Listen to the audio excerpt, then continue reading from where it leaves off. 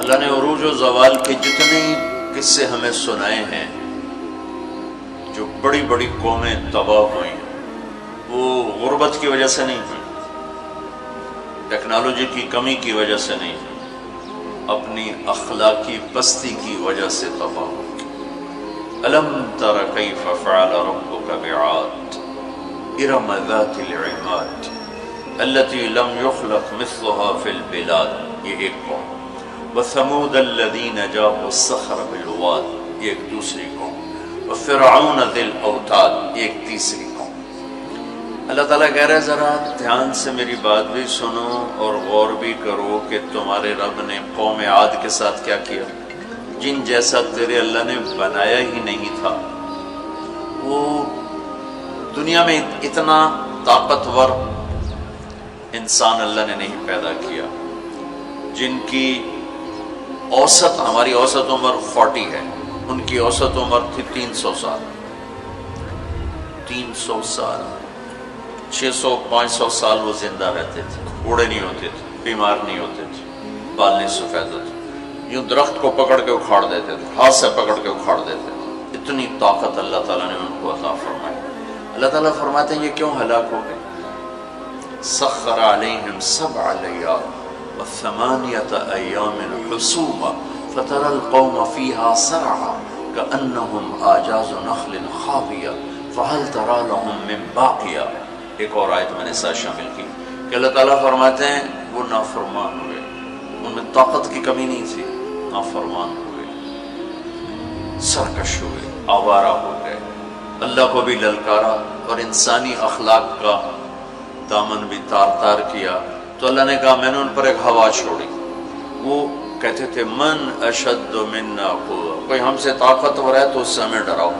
ان کے نبی تھے ہود علیہ السلام، وہ کہتے کوئی ہم سے طاقتور ہے تو ڈراؤ، ہمیں کس سے ڈراتے؟ من اشد منا قوہ، کوئی ہے ہم سے زیادہ طاقتور؟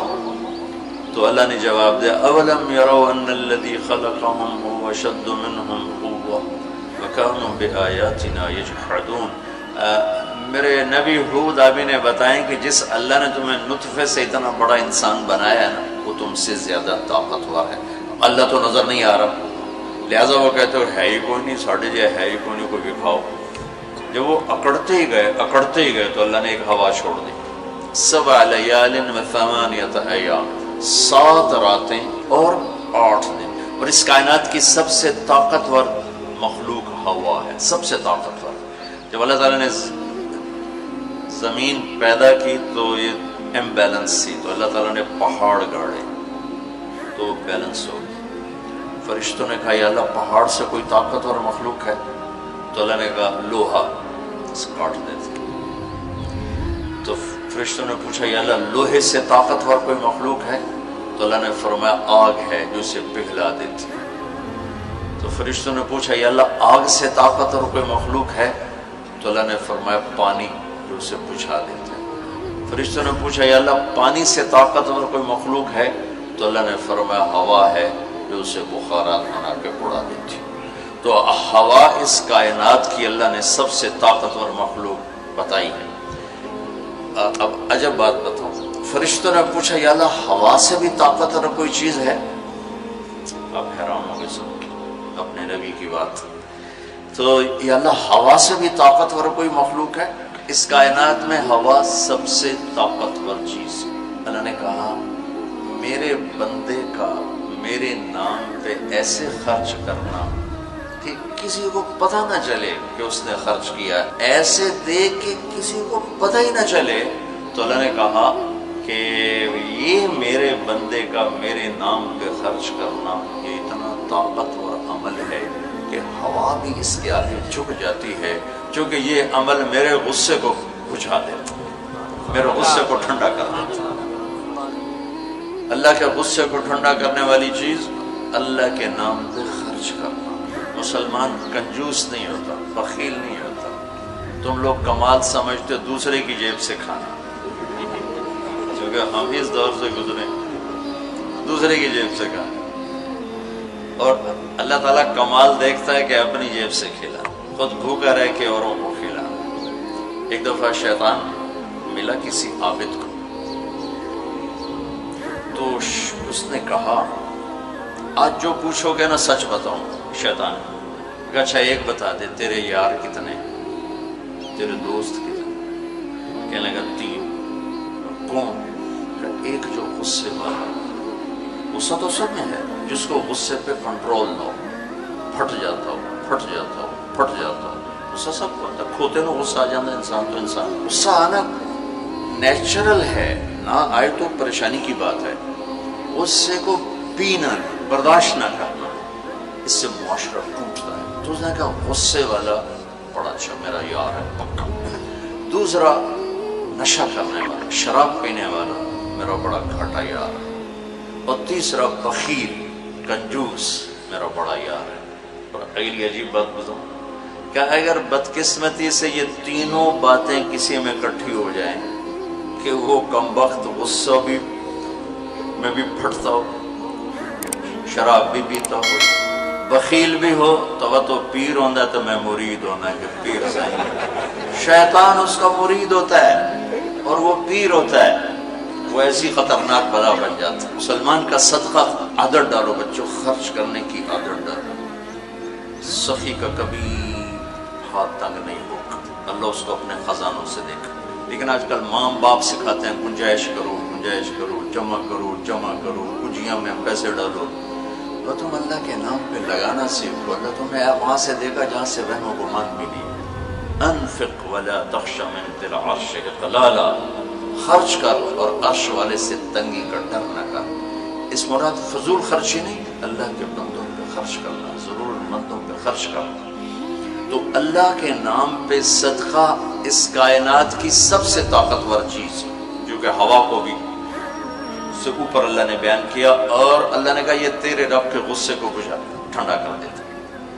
اللہ نے ہوا چھوڑی اور اس قوم کو تہس نہس کر. ان کے قد ہوتے تھے 50 فٹ 60 فٹ 40 فٹ کے قد ہوتے تھے, تو ہوا نے ان کو ایسے اٹھایا, بگولا چلتا رہا ایسے, تو آپس میں ان کے سر ٹکراتے تھے, ٹھا ٹھا ٹھا ٹھا ٹھا ٹھا, یہاں تک ان کی کھوپڑیاں پھٹ گئیں, ان کے دماغ نکل گئے. پھر انہوں نے پٹک کے زمین پر مارا, دھڑ الگ ہو گئے, سر الگ ہو گئے. اس کے پیچھے تباہی کی وجہ نہ پیسے کی کمی نہ ٹیکنالوجی کی کمی. وَثَمُودَ الَّذِينَ جَابُوا الصَّخْرَ بِالْوَادِ. پھر اللہ نے کہا ایک اور قوم آئی جنہیں پتہ چلا کہ ہود علیہ السلام کی قوم پر ہوا چلی تھی, لہٰذا ہم کیا کریں گے, ہم پہاڑوں میں گھر بنائیں گے. تو وہ سعودی عرب میں وہ علاقہ میں نے دیکھا ہے جہاں انہوں نے پہاڑ کھود کے گھر بنائے, پہاڑ کھود کے اندر پورا پہاڑ کھودا ہوا, بیچ میں گھر. انہوں نے کہا یہاں تو ہوا آ نہیں سکتی, ہوا پہاڑ کو کہاں سے اٹھائی, لہٰذا وہ مستی میں آ گئی. وَثَمُودَ الَّذِينَ جَابُوا الصَّخْرَ بِالْوَادِ. پھر وہ للکارنے لگے, لیا ہوا لیا ہوا. تو اب وہ اللہ کو عاجز سمجھا, تو اللہ نے کیا کیا, فَانظُرْ كَيْفَ كَانَ عَاقِبَةُ مَكْرِهِمْ أَنَّا دَمَّرْنَاهُمْ وَقَوْمَهُمْ أَجْمَعِينَ فَتِلْكَ بُيُوتُهُمْ خَاوِيَةً بِمَا ظَلَمُوا إِنَّ فِي ذَلِكَ لَآيَةً لِقَوْمٍ يَعْلَمُونَ وَأَنْجَيْنَا الَّذِينَ آمَنُوا وَكَانُوا يَتَّقُونَ. کیا کیا اللہ تعالیٰ نے, ایک فرشتہ بھیجا جس نے اگر ایک چیخ ماری, آواز بہت طاقت ہے, ساؤنڈ سے کتنی تباہیت. اس نے ایک چیخ ماری, ان کے کلیجے سب کے پھٹ گئے, چہرے ان کے نیلے پڑ گئے, اور وہ ایک دن میں سارے اللہ تعالیٰ نے مٹی کا ڈھیر بنایا, انہیں دفن کرنے والا کوئی نہ بچا. یہ کیسے تباہ ہوئے؟ ان کی تباہی کے پیچھے نہ ٹیکنالوجی کی کمی ہے نہ طاقت کی کمی. ایک تیسری قوم, وَفِرْعَوْنَ ذِي الْأَوْتَادِ. فرعون جو اس زمانے کا اتنا بڑا بادشاہ تھا کہ انسانی تاریخ میں صرف ایک انسان پیدا ہوا ہے جس نے کہا میں رب ہوں. یہ بات دنیا میں کسی نے نہیں کی. سجدہ تو مسلمان بادشاہ بھی کرواتے تھے, یہ مغلوں کو سجدے ہوتے تھے, جو ہمارے مغلیہ بادشاہ تھے, اورنگزیب نے آ کر اسے ختم کیا. تو سجدے تو مسلمان بادشاہوں کو بھی ہوتے رہے اور کافروں کو بھی ہوتے رہے, لیکن میں ہی رب ہوں یہ بات ایک انسان نے کی, وہ ہے فرعون. فَقُلْ هَلْ لَكَ إِلَىٰ أَن تَزَكَّىٰ وَأَهْدِيَكَ إِلَىٰ رَبِّكَ فَتَخْشَىٰ فَأَرَاهُ الْآيَةَ الْكُبْرَىٰ فَكَذَّبَ وَعَصَىٰ ثُمَّ أَدْبَرَ يَسْعَىٰ فَحَشَرَ فَنَادَىٰ فَقَالَ أَنَا رَبُّكُمُ الْأَعْلَىٰ. اللہ اکبر. کہنے لگا میں سب سے بڑا رب ہوں, یہ صرف ایک انسان کا دعویٰ ہے. کتنی اللہ نے اس کو طاقت بخشی. بچے ذبح ہو رہے ہیں، کوئی اف نہیں کر سکتا، اف نہیں کر سکتا، کوئی جلوس نہیں نکال سکتا. بچہ پیدا ہوتا ہے ذبح کیا جا رہا، پیدا ہوتا ہے ذبح، بچیاں چھوڑی جا رہی، بچے ذبح کیا. نقتل ابناءهم ونستحيي نساءهم وإنا فوقهم قاهرون. سارا قرآن سے آپ کو بتا رہا ہوں. تو وہ اس زمانے کی سب سے بڑی ٹیکنالوجی، سب سے بڑی طاقت. یہاں کیا زوال ہے؟ اخلاقی پستی. سمود میں کیا زوال ہے؟ اخلاقی پستی. عاد میں کیا زوال ہے؟ اخلاقی پستی. کسی قوم کا سب سے بڑا سرمایہ اس کے اخلاق ہوتے ہیں.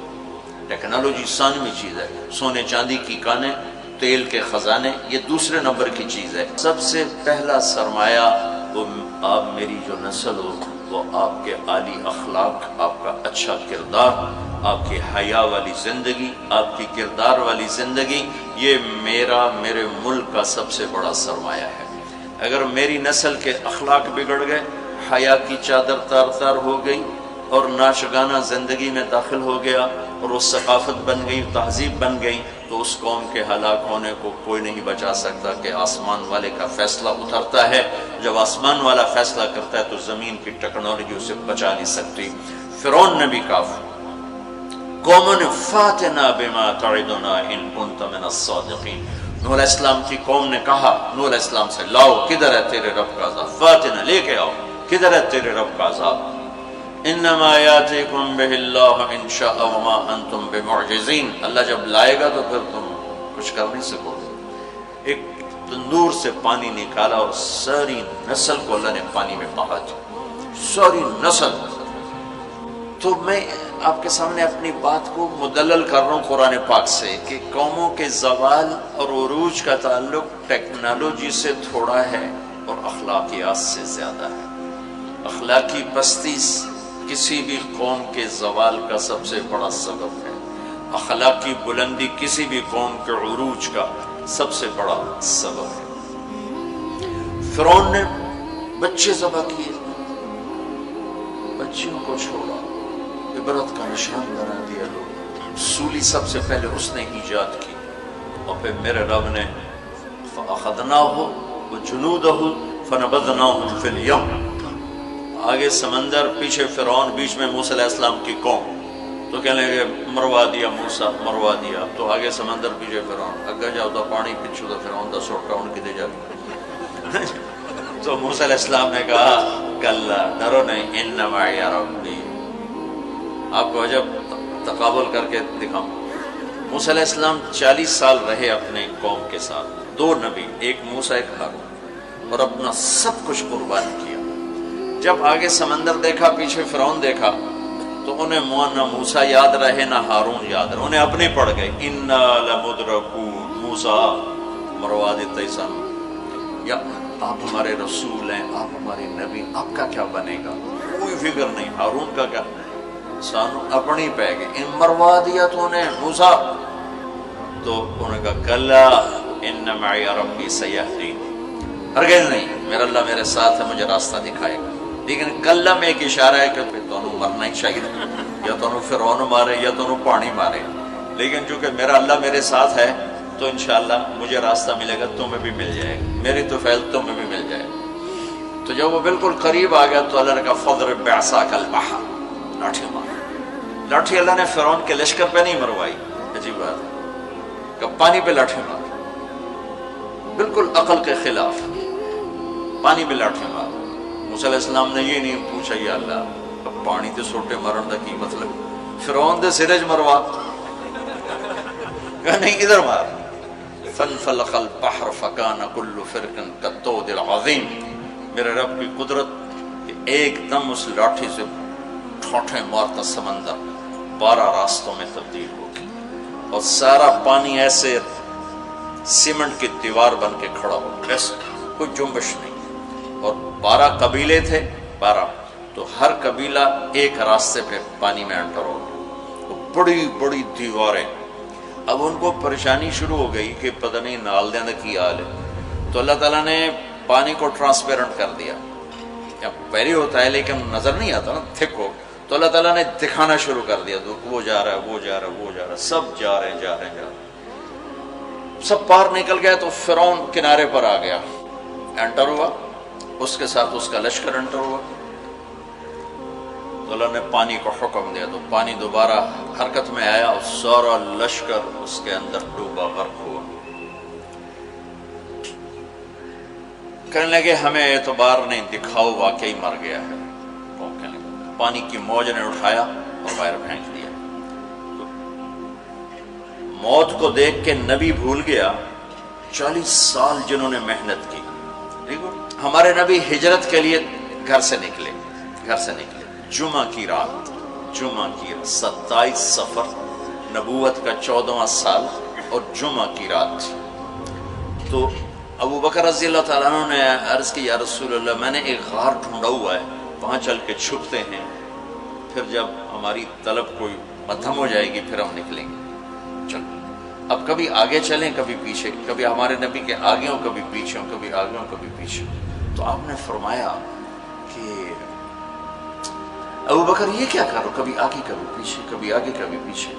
تو کہنے لگے یا رسول اللہ اخاف الرصد فامشی امامک اخاف الطلب فامشی خلفک۔ یا رسول اللہ جب مجھے یہ خیال آتا ہے کہ آگے کوئی دشمن چھپا ہوا وار نہ کر دے تو میں آگے چلتا ہوں کہ وار میرے اوپر پڑے آپ پہ نہ پڑے، اور جب مجھے خیال آتا ہے کہ وہ پیچھے سے آ کے حملہ نہ کر دے تو میں بھاگ کے پیچھے ہو جاتا ہوں کہ اگر کوئی وار کرے تو میرے اوپر آئے آپ پر نہ آئے۔ انا لمدرکون، ابو بکر کا عمل اور بنی اسرائیل کا عمل آپ فرق دیکھ رہے ہو۔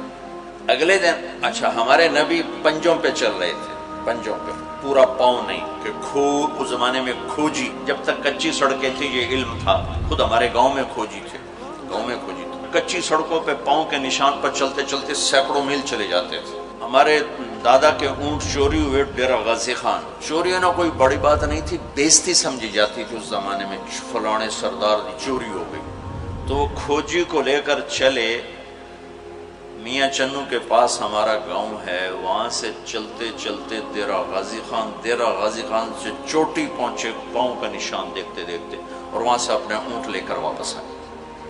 تو میرے نبی پنجوں پر چل رہے تھے کہ قدم کا نشان نہ پڑے، لہذا جب آپ پہاڑ کے قریب پہنچے، وہ سیدھا پہاڑ ہے بالکل قارس اور ایسے، جب آپ چڑھنے لگے تو انگلیاں اتنی درد کرنے لگیں کہ آپ سے چڑھا نہیں گیا۔ تو ابو بکر رضی اللہ تعالیٰ عنہ نے آپ کو کمر پہ بٹھایا اور کمر پہ بٹھا کے اس پہاڑ کو اوپر لے کر کے، کبھی اللہ آپ کو لے جائے تو آپ دیکھنا کتنا وہ اوکھا پہاڑ ہے جس پر ابو بکر اوپر لے کر گئے۔ پھر آپ کو باہر بٹھایا، کہا آپ باہر بیٹھیں، خود اندر تشریف لے گئے۔ اندھیرا تھا تو ٹٹول کے سوراخ بند کرنے شروع کیے، روڑے پتھر اس سے۔ اب سوراخ باقی تھے اور روڑے ختم ہو گئے، تو اپنی پگڑی اتاری اور اس کو پھاڑ کے سوراخ بند کیے۔ پھر بھی سوراخ باقی تھے تو کرتا اتارا اور اس کو پھاڑ کے سوراخ بند کیے۔ پھر ایک سوراخ باقی رہ گیا، وہ جس میں سانپ تھا، اس کے اوپر اپنی ایڑی کو رکھ دی۔ پھر عرض کی یا رسول اللہ آپ تشریف لائیں۔ آپ کو اندھیرے میں پتہ نہیں چلا کہ ابو بکر کے نہ پگڑی ہے اور نہ کرتا ہے۔ جب تھوڑی روشنی ہوئی، صبح صادق ہوئی، روشنی ہوئی تو دیکھا ابو بکر کے نہ کرتا نہ پگڑی۔ تو آپ نے کہا ابو بکر تیرا کرتا تیری پگڑی؟ کہ یا رسول اللہ آپ یہ دیکھ رہے ہیں سارے سوراخ تھے، مجھے خیال ہوا کوئی چیز آپ کو تکلیف نہ پہنچائے تو میں نے یہ سارے بند کر دیے۔ تو اس پر ایک دم میرے نبی کی آنکھیں بھر آئیں اور اب بے ساختہ روئے اور ہاتھ اٹھا کر رکھا، یا اللہ میں ابو بکر سے راضی ہوں، تو بھی اس سے راضی ہو جا اور اسے جنت میں میرا ساتھی بنا تھا۔ تو فوراً جبریل آئے اور عرض کی یا رسول اللہ، اللہ تعالیٰ فرما رہے ہیں کہ ہم ابو بکر سے راضی ہیں اور جنت میں آپ کا ساتھی بنانے کی بشارت دیتے ہیں۔ بنو اسرائیل کہہ رہے ہیں مروا دیا، اور ابو بکر کیا کر رہے ہیں آپ کو تقابل کر کے بتا۔ پھر اگلے دن قریش کا کھوجی صرف انگلیوں کو پہچانتا غار سور کی طرف چل پڑا۔ جب وہ چلے تو میرے رب کا غیبی نظام حرکت میں آیا۔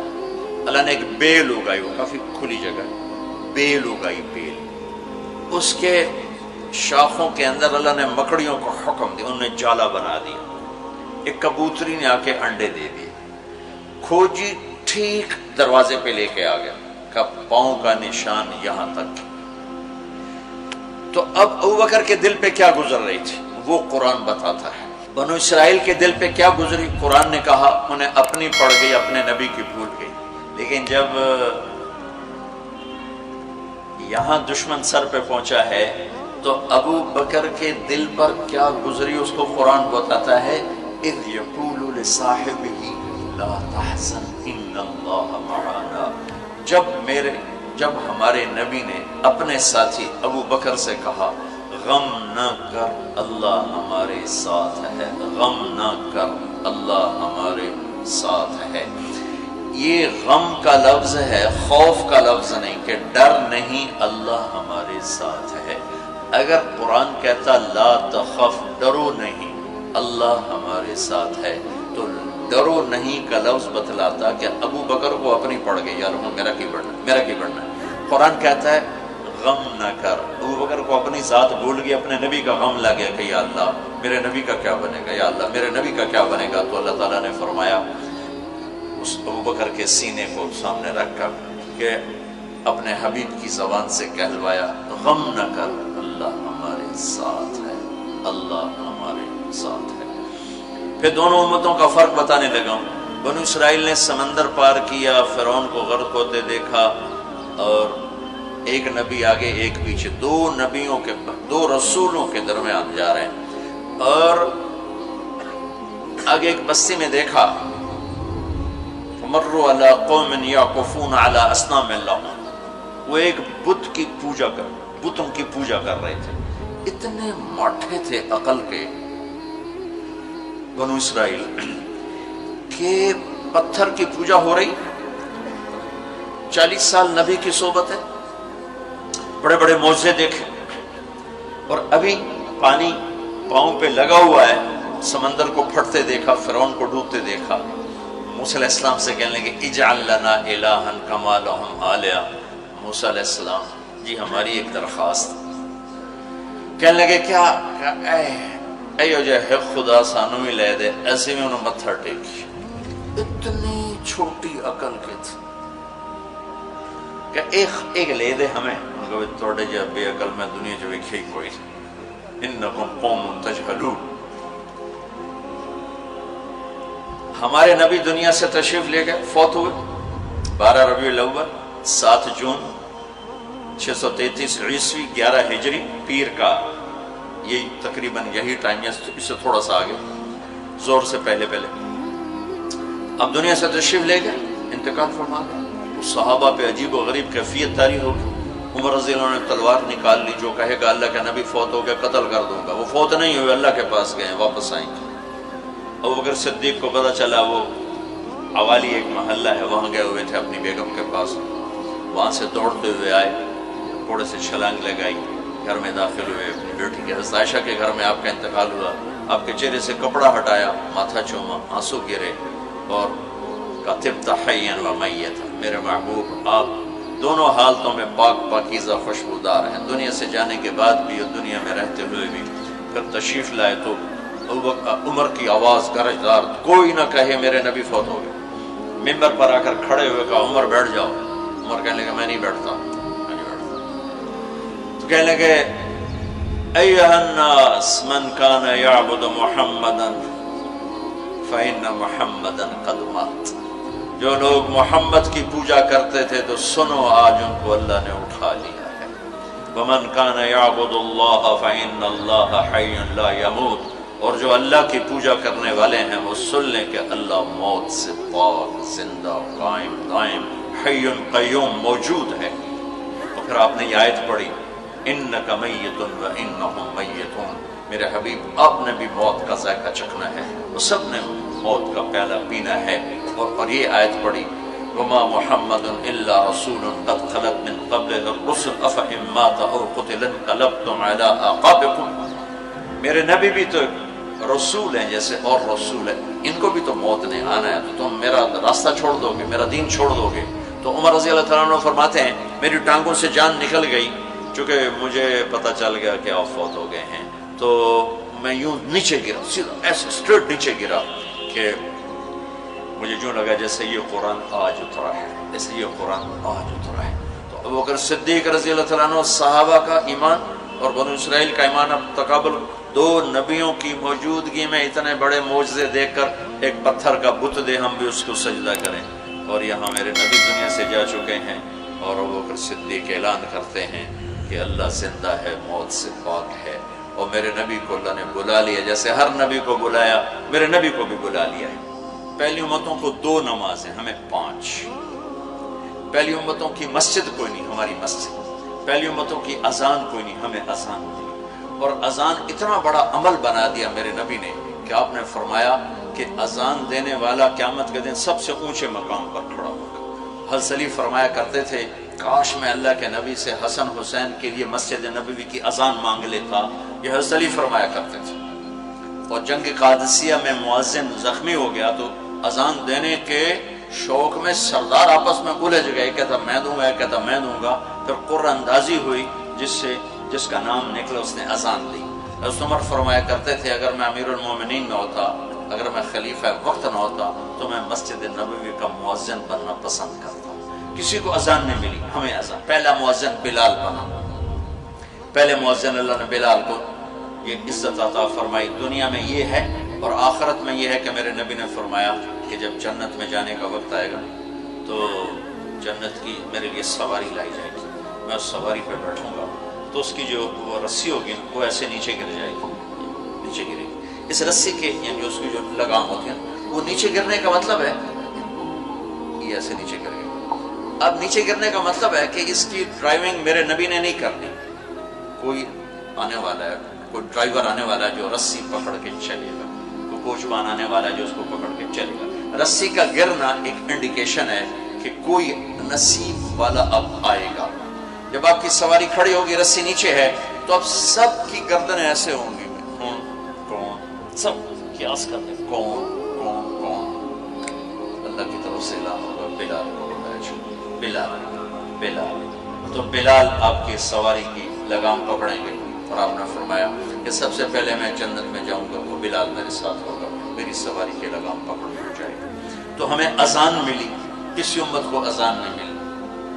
ہمیں 5 نمازیں ملی، کسی امت کو نمازیں 2 نمازیں، ایک فجر کی 2 رکعت، عصر کی 2 رکعت۔ باجماعت نہیں، ان کو اپنی کتاب یاد نہیں، ہمیں قرآن یاد ہے۔ میرے مدرسے میں ایک بچہ اب ماشاءاللہ امریکہ میں وہ پڑھا رہا ہے، اس نے 30 دن میں قرآن یاد کیا۔ صبح یاد کرتا تھا، شام کو تراویح میں سناتا تھا۔ میرے مدرسے کا بچہ صبح بیٹھ کے مغرب تک پورا سپارہ یاد کر کے اور عشاء کو تراویح میں سنا دیتا تھا۔ اللہ نے میں ایسا قرآن دے دیا کہ 1 مہینے میں بھی یاد ہو جاتا ہے۔